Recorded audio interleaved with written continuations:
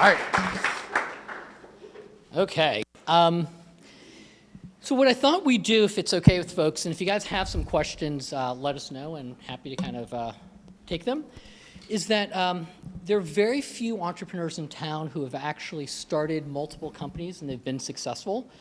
And Gagan and I have talked about this. I think he's going to be one of the only guys in town who has helped start and build 3 unicorn companies. We'll see. Udemy's almost there. Lyft is there. And I'm pretty damn sure that Sprig will be there soon. So he's got really good experience. And I thought we'd talk a little bit about how to build companies generally, and then go from there and talk a little bit about Sprig. Okay? So there are 2 things that people in the Valley don't talk enough about that I'd like to start with, right? One is something that people say, but I don't think they mean, and the other is something people don't talk about at all. The first is, I think the struggle is real. Like, building a company is hard, and I think entrepreneurs kind of make it sound like, and I think the media makes it sound like, companies were inevitable. So when you see it, you read about it in TechCrunch, and then all of a sudden it just seems like everything is an overnight success, but they're not. They're really, really hard to build. And I thought maybe we'd start with kind of giving folks a sense of the complexity and the difficulty of building. And then after that, we can talk about the other thing I like, which is the hustle is real, which is nothing happens. Getting something from 0 to 1 doesn't happen itself. It's heroic. It's epic. And I thought we'd start here with both those things. I think in many ways, Gagan, for me, personifies both. And I think he can actually help you guys think through that. Yeah. Well, thanks, everyone, for having me, and Simon for starting real easy here. So, look, I think, yeah, I mean, it's interesting because personally I'm actually a fairly self-critical guy, and generally not the type of person who's just raw optimistic. And so actually, you know that for me, the struggle feels very real on a daily basis because when building companies, I'm always thinking about all the things that we need to work on and improve on, and I'm driving the team or my co-founders or whatever towards that. So, I think I don't know that there's ever been a real time in any company that I've been involved with, including Lyft, which was, I had a very small role at Lyft, but I was there during a very important time for Lyft. But including Lyft, which today is obviously already, done in some ways. It's already going to be a huge company. It already is. But in all 3 companies, Udemy, Lyft, and Sprig, I don't think there was ever a time where I was content, right? Like where I felt like things were going well and everything's smooth. And I think 90% of my emotions and thoughts and sort of work is always towards things that need to be improved or that could be better or that we're working on for the future.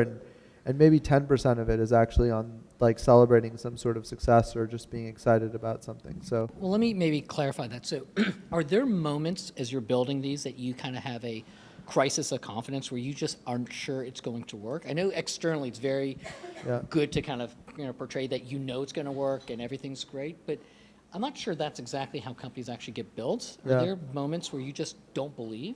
Yeah, it's actually a great question. So there are 3 states, right? And you really and it's a roller coaster, so obviously you actually flip between all sorts of states, but I'll define it as 3. There's the state which is the normal state, the state that I'm describing, and every entrepreneur has a different way of being in this state, but for me it's like super nervous, working hard, heads down, thinking about problems. In that state, you are generally optimistic about where things are going, but are consistently focused on the things that need to be improved. And then there's 2 other states. And these are the states that really jerk you around a little bit. There's the euphoric state, right? The state where, oh my God, we just closed a round of funding, or we just signed a big deal, or we just hit 500,000 meals sold or whatever. And those moments come, every once in a while. And those are the moments that you read about in the press. So actually what's funny is even the regular state, the state that's most common, is something you never hear anything about at all, right? And you see the press highlights are usually the states that are euphoric. And then if you're unfortunate, the press highlights also fit on the other side.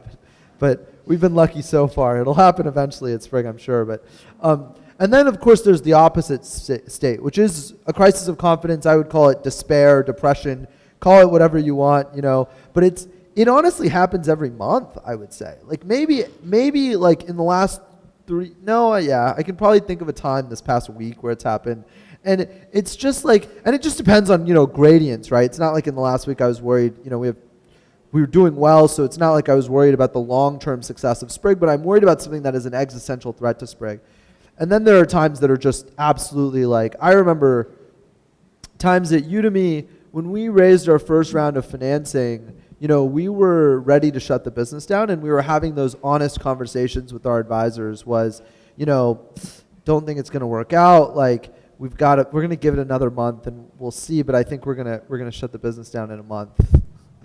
And I think I've been in situations like that probably at least a dozen times over the last 6 years. So once every 6 months. And to put it in perspective, I'm not sure I know any successful company that hasn't had a near-death experience at least once.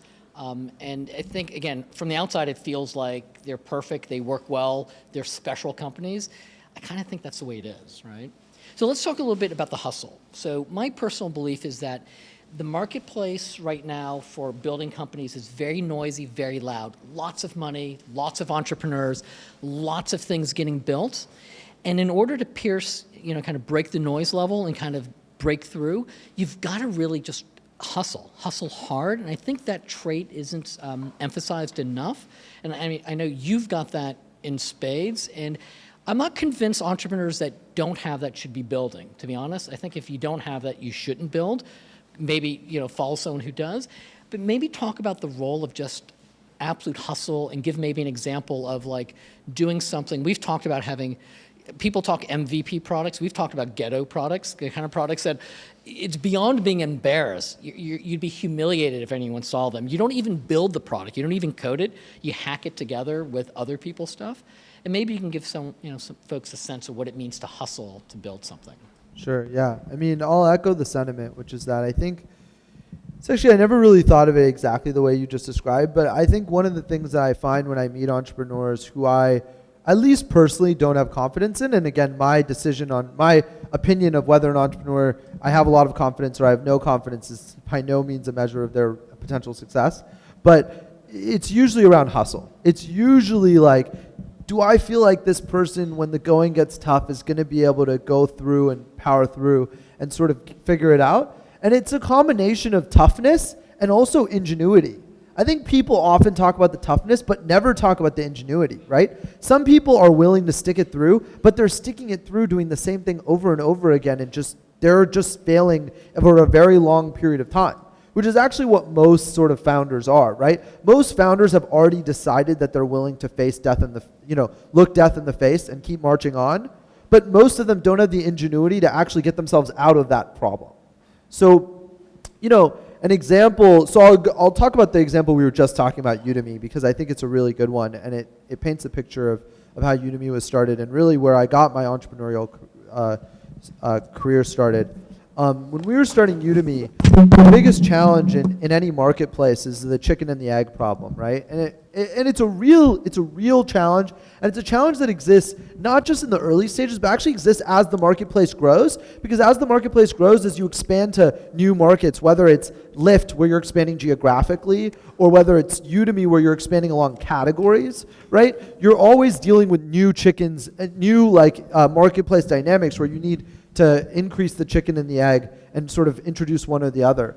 And so at Udemy, the challenge was, how are we going to convince anyone to teach on this platform that we built? We built this beautiful technology. It was amazing. It was way overbuilt, 150,000 lines of code before we ever launched the product.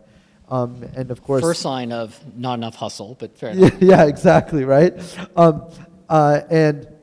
And so way overbuilt, and it was like, but wait a second, there's no courses on the platform, so we can't get any users.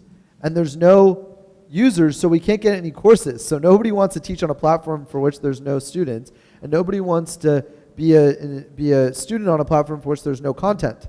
And so we had multiple iterations of hustle, but I think the most ingenious one was the idea of scraping YouTube. So there's actually tons of educational content on YouTube, obviously. Everyone understands that. And that was actually the biggest question we got from investors was, well, how is Udemy different from YouTube, right? And so we were like, well, what's funny was we were pitching it, and at the same time we had built this crawler that could actually, like, anytime you took a YouTube playlist, it would just make a Udemy course out of it. So it would take all the metadata from the YouTube playlist, and it would plug it into Udemy, and then all of a sudden you'd have these beautiful courses. So when we launched Udemy, we had like 500 courses, all from entrepreneurs. Like Marissa Mayer was on our homepage, and Mark Zuckerberg, and all of that. And we never intended to lie about this. I mean, we very explicitly indicated that these were not courses that were made on Udemy. That was not a intent, but it was just a way of showing people, like it was just showing people how the product worked.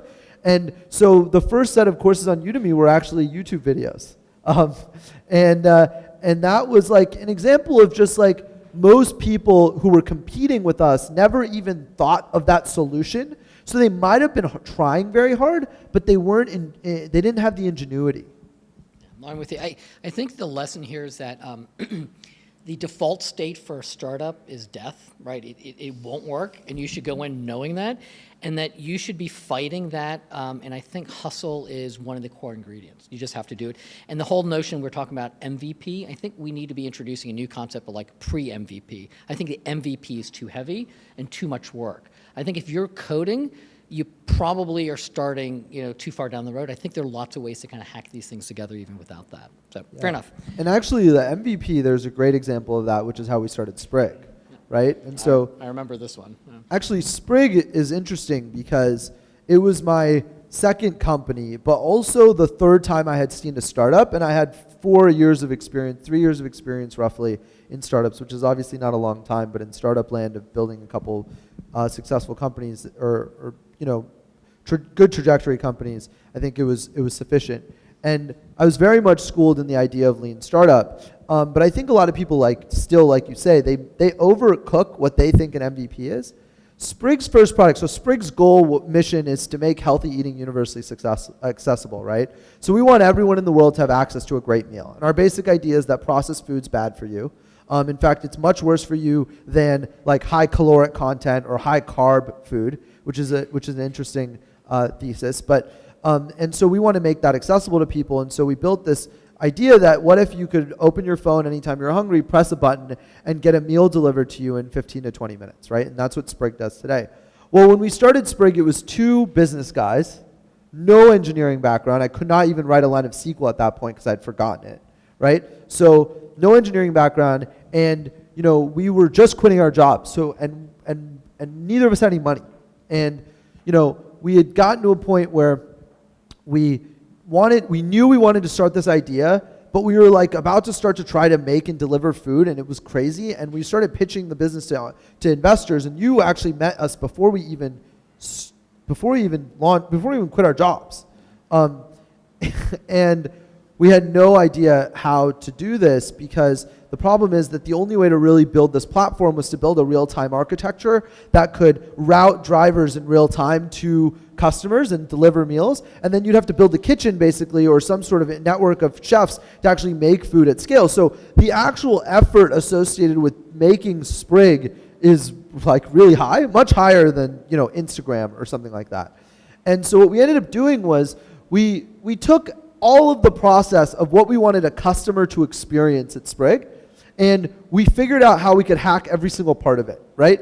And so for the ordering experience, instead of a mobile app, it was Eventbrite, right? So Eventbrite allows you to buy something online, like buy a ticket. So we created an Eventbrite page that had tickets for each meal. So the first meal was one ticket, and the second meal was another ticket, and you could pay $15. So that took care of that. Then once the order came in, we had to send confirmations to the customer to say, hey, because you just submit this ticket on Eventbrite and you're supposed to get food later, so you're a little confused. And so we actually then, copy and pasted whatever, we had a standard message that we copy and paste, put into iMessage, and we text message people. So we'd manually be text messaging via our cell phones, right, via iMessage. And then after that, it's like, okay, wait a second, but then we have drivers who are out on the road with food that we have to get, so we have to get food, so we put an ad on Craigslist, and we hired chefs off of Craigslist and paid them to basically come in and make like a batch of 50 meals, right? 25 of one, 25 of the other. So that's the chef. No kitchen, do it in your own kitchen. We don't know where you're making it. Like make it in a commercial kitchen, but we don't care where it comes from. Just give it to us, right? So they came and brought us the meals. And then, of course, after that, there's the challenge of dispatch, which is super hard because dispatch is like a very difficult technical challenge. I mean, even today at Sprig, dispatch is extremely hard. It's something we deal with every day.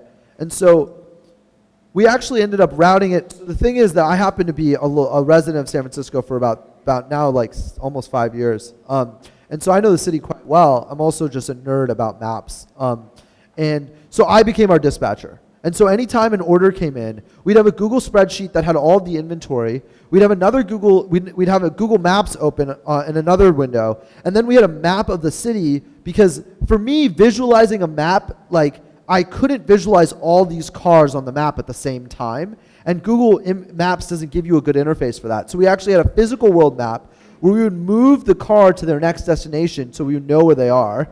And the car, like what's going to be a car. So we actually found, I was looking at my living room and there was a box of Settlers of Catan. So I picked up 6 Settlers of Catan pieces that were all 6 different colors.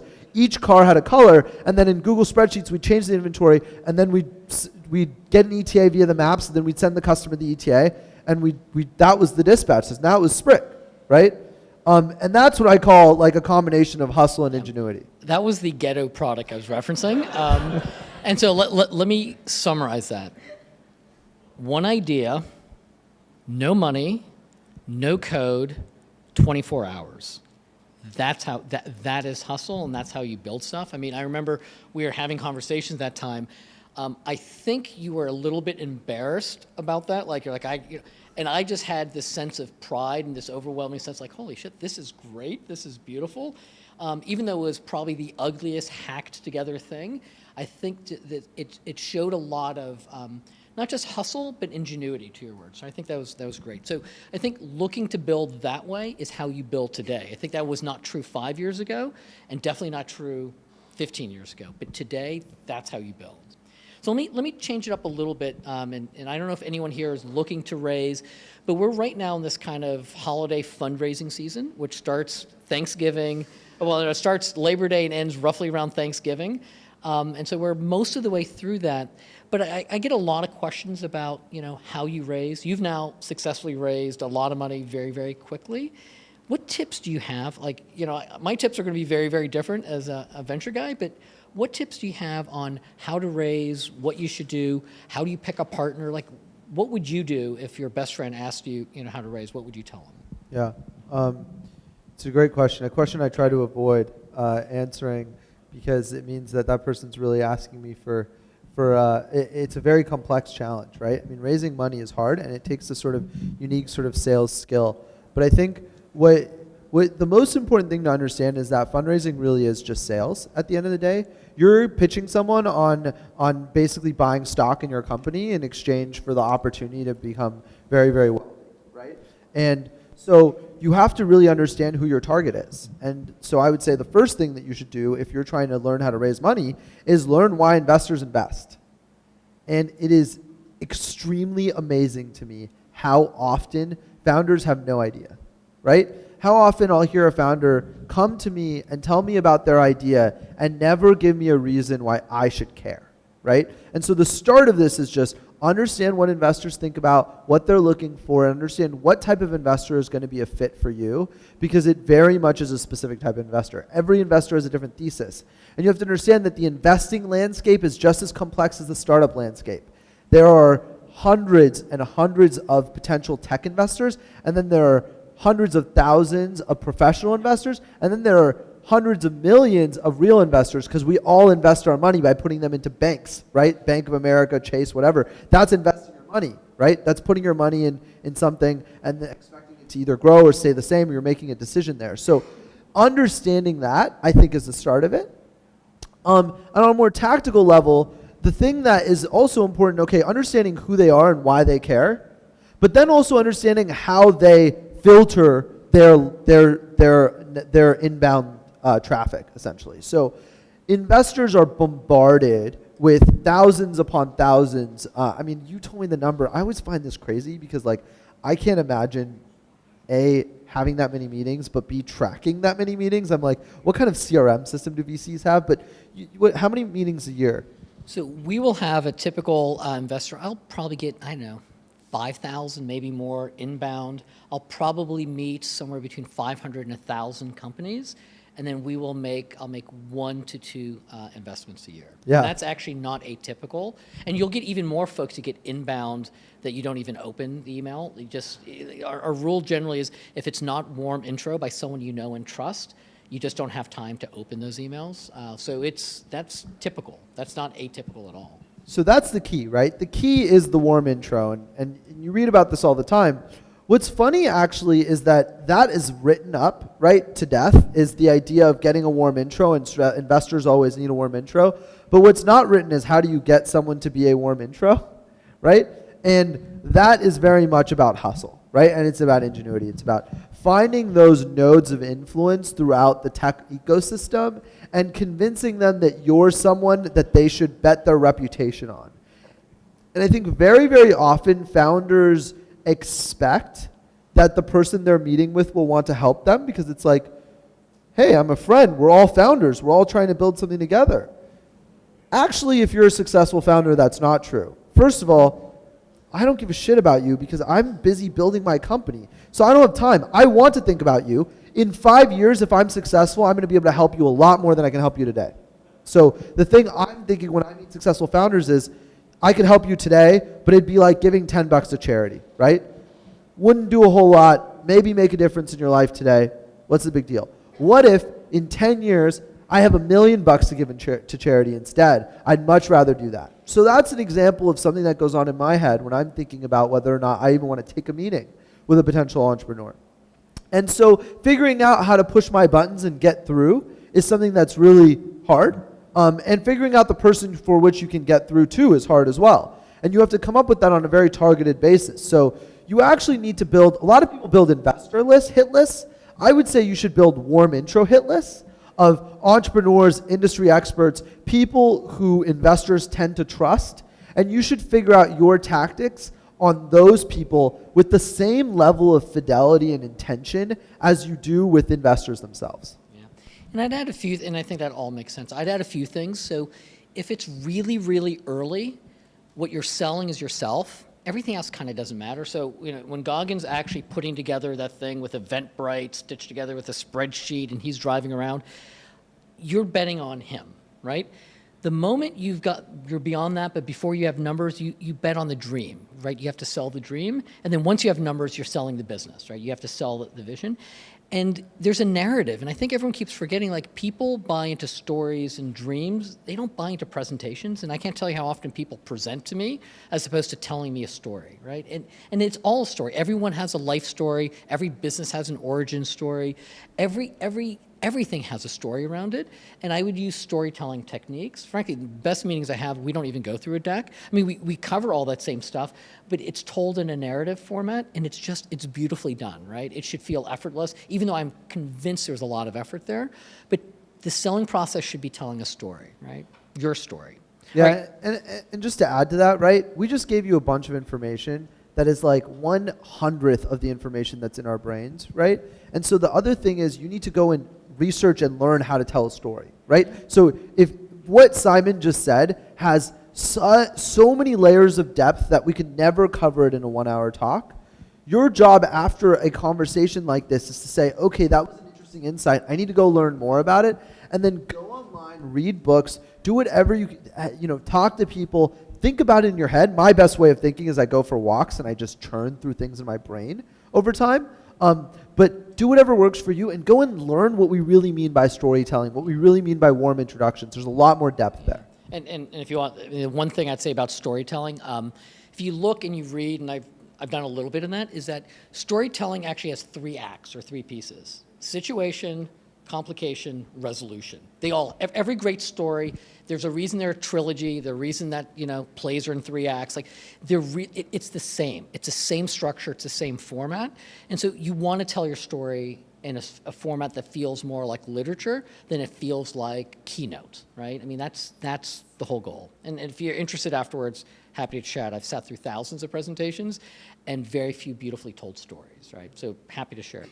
So the last thing here, Gagan, before we move on general company building, is that you've seen, you've been in multiple companies that have done really well. There's lots and lots of advice you can give. But if you give folks, someone who's building a company, one thing, the one thing that matters most, what would that be? What would be the tip you'd give someone?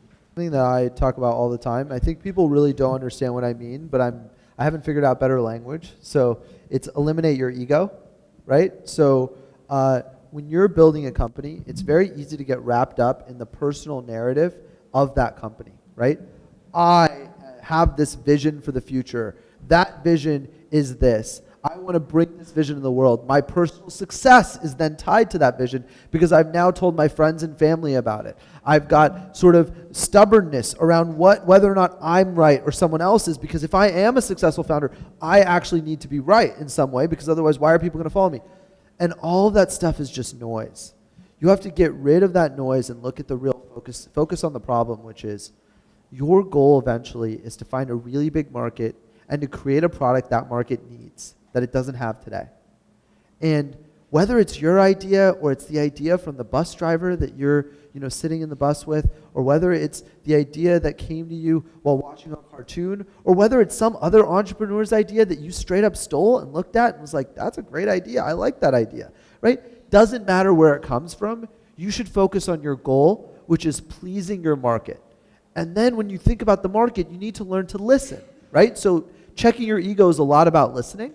It's about understanding really deeply what the customer is talking about and not thinking about it in the context of your own agenda, but rather just understanding it as their own story. And so I would say, broadly speaking to me, the best entrepreneurs are the entrepreneurs who can admit when they're wrong, oftentimes because those are the only types of people who can go through all of the different creative iterations that are required to actually build a great company.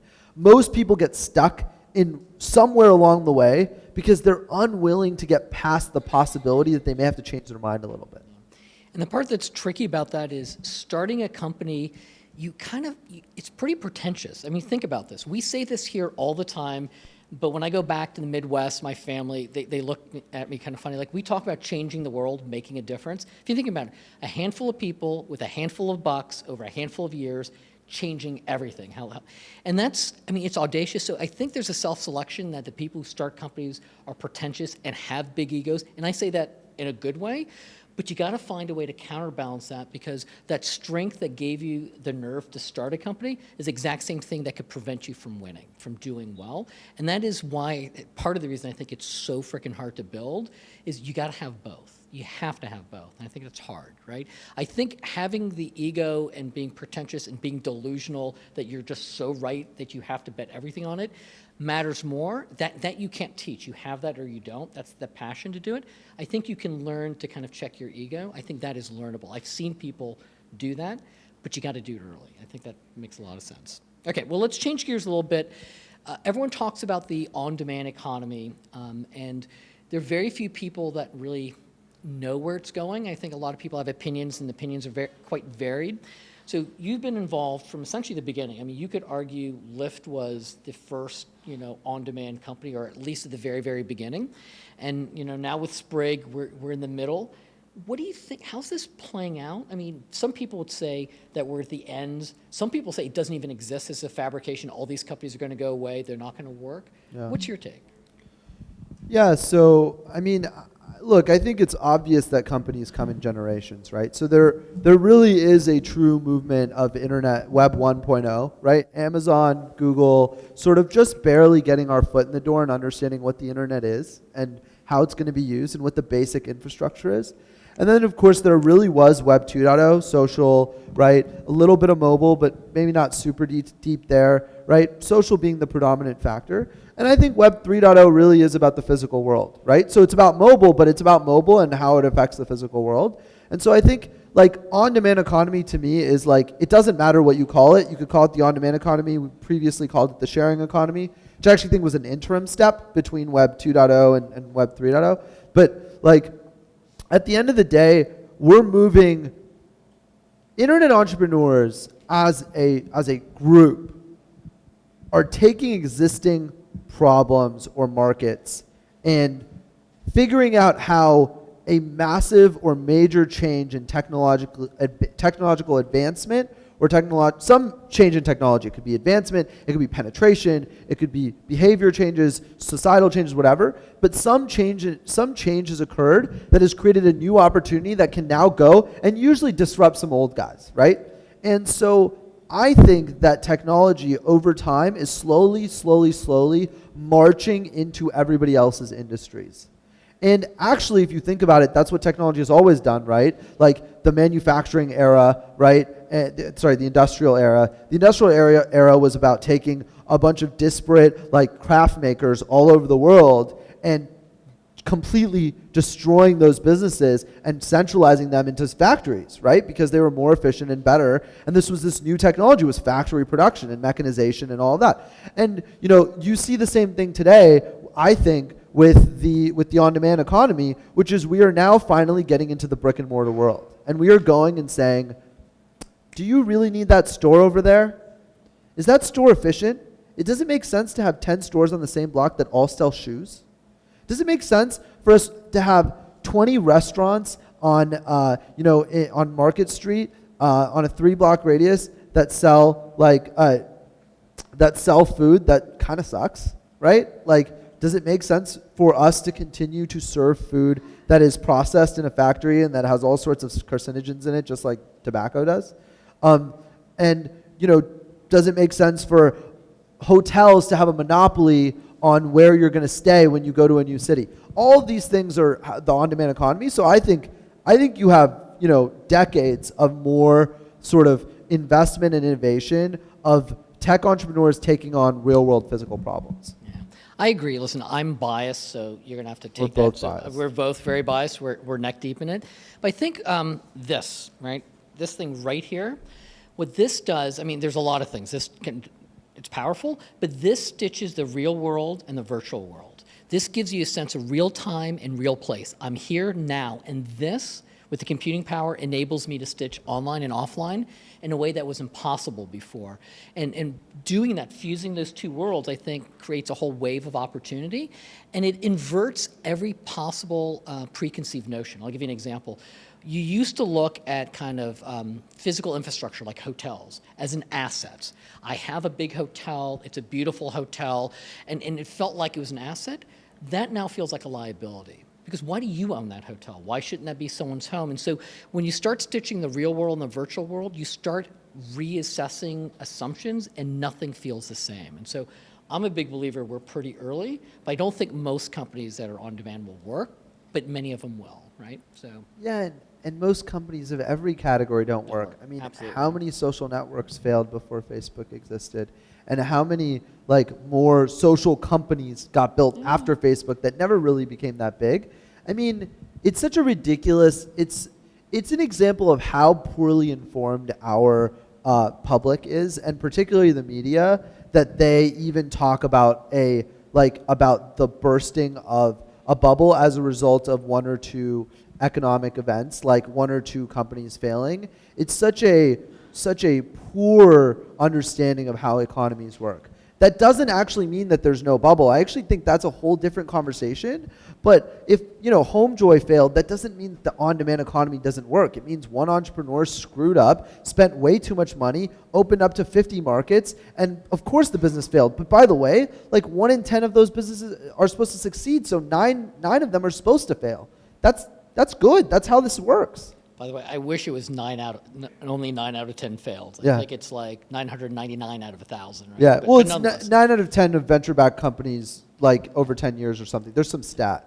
Fair enough. I have no All idea. right. Well, let's talk a little bit about Sprig, right? So let's go in. So there's always an origin story of how companies get started, and I'm personally fascinated by it. I happen to know Sprig's, but there's the story you tell external world, that's a beautiful story, and then there's the story you tell our close friends here, not the podcast. What is the origin story? I mean, walk through the vision, but why you started it and how it really got started. Yeah. I'll actually tell a story I haven't told before that's related, that really caused this. So growing up, I was an athlete. I was really scrawny and small, so I was never going to be a real athlete, but I loved sports and was always a huge fan and played a lot of sports and was very competitive. And by the time ninth grade came around, I got to high school, I realized like there's no way I can play with the big kids. So I did other activities like speech and debate and school newspaper and just nerdy stuff.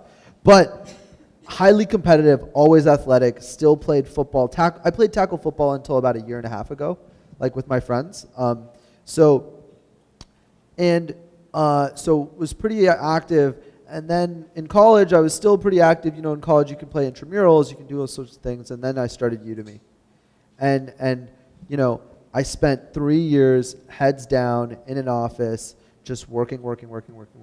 And I think this happens to lots of people. But for me, it was pretty extreme. I was working 80 to 90 hours a week, right? And every other time was just like indulgent, just vegging on the couch or going and eating meals or whatever. And so after that, I suddenly left. I left after, me and my co-founders were talking about it. Eventually, it was time for me to leave the company. And I left, and I kind of was lost. I was like, what the hell am I going to do next? You have no idea.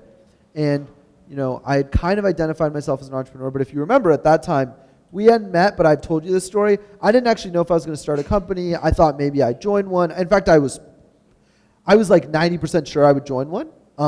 And so I was looking for a job. I was kind of hanging out.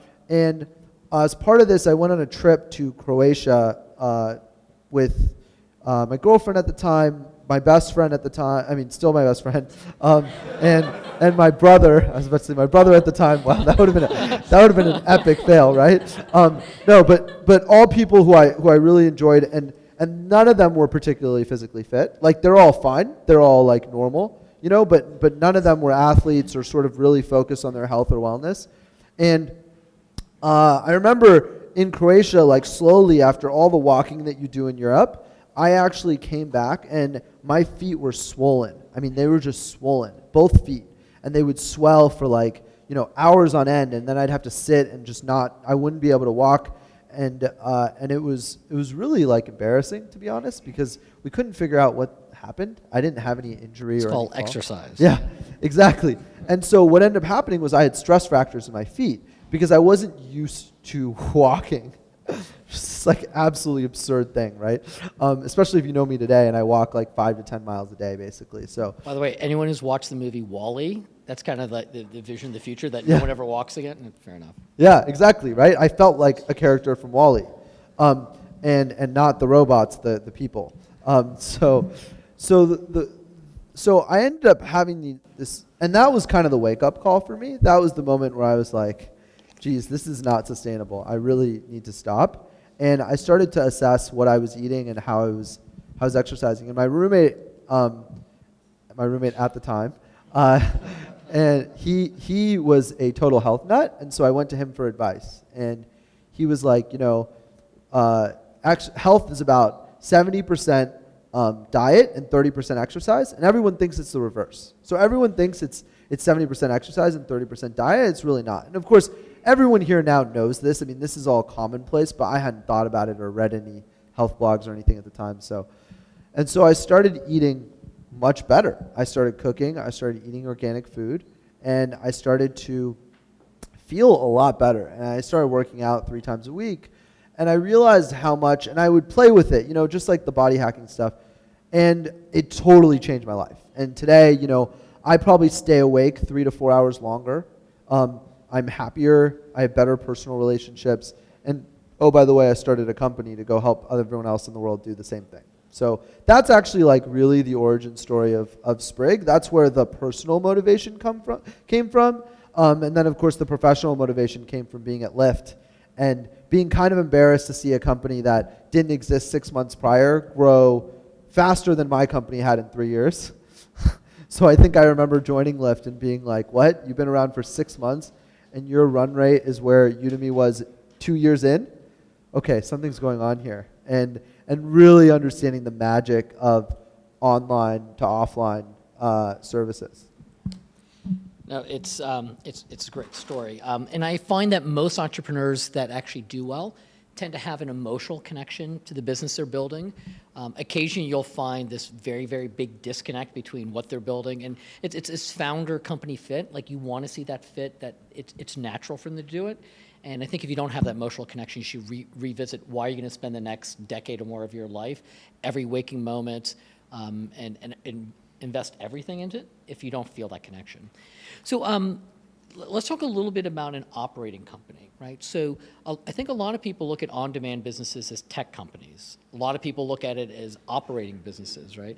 And in many ways, it has elements of both. And what I like to say is, I mean, they're hard to build because you have to count pennies and count seconds. I mean, you're really just, they're very, very specific. Talk about what it means and what it takes to build a business that has real operational complexity. It's hard. You got to move things and people from place to place with SLAs that are super, super tight. And that's different than just software, right? Yeah, exactly. So you think about a software company like a Facebook or a Udemy even, right? And you're ultimately just you're writing code that affects machines and then in some way gets connected to people on the other end. And so what's interesting about software is that it has a very unique way of operating. I'll give you an example. The best example is if you write a conversion optimization test on a landing page, and the first conversion was at 25%, and you bump the conversion up to 30%, you keep that conversion. You bank it. Anytime you do anything in the future, you're always going to be at a 30% conversion. It's very rare for software to degrade in any way. There's no force pulling it down. Talk about operations and then talk about food, and they're completely different. Food and ops are actually very different also. So actually at Sprig, we're dealing with 3 different types of companies.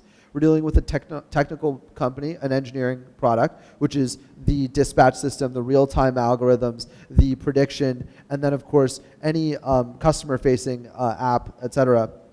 And then you're dealing with operations, which is logistics. It's moving people and places around where you have to deal with variables such as traffic, such as weather, such as human error, which is natural, and you have natural error rates. You can't just, it's not software. You can't assume it's going to be up 100% of the time. It's going to have downtime. You have to account for that. You have to account for people not showing up to their shifts, and things like that. And then you have food, which actually you have to account for material degradation over time, health and safety, which is something that's super critical, of course, and hard when you're doing delivery. And then you also have to account for the fact that when you it's almost chemical in nature. You add salt and sort of chicken together, and all of a sudden you get a different flavor that may or may not resonate, and different customers have different things.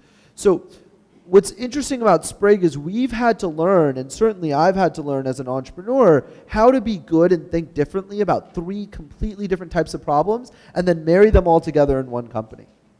In many ways, it's like building 3 companies in one, and that's not a good thing, right? I mean, that's a super hard thing. You're building a Lyft or an Uber almost completely, like a single application transportation marketplace, in addition to kind of a food business and a kind of a software company, an ops company. Yeah, it's hard, and you talk about like we use the kind of shorthand of one-way ratchets, which is the idea that you're saying is that once you kind of get a gain, an operating gain, it takes as much effort, if not more effort, to harden and maintain that gain than it does. Because the default state is once you fix something operationally, it wants to go back to its old state, which is chaos and being broken.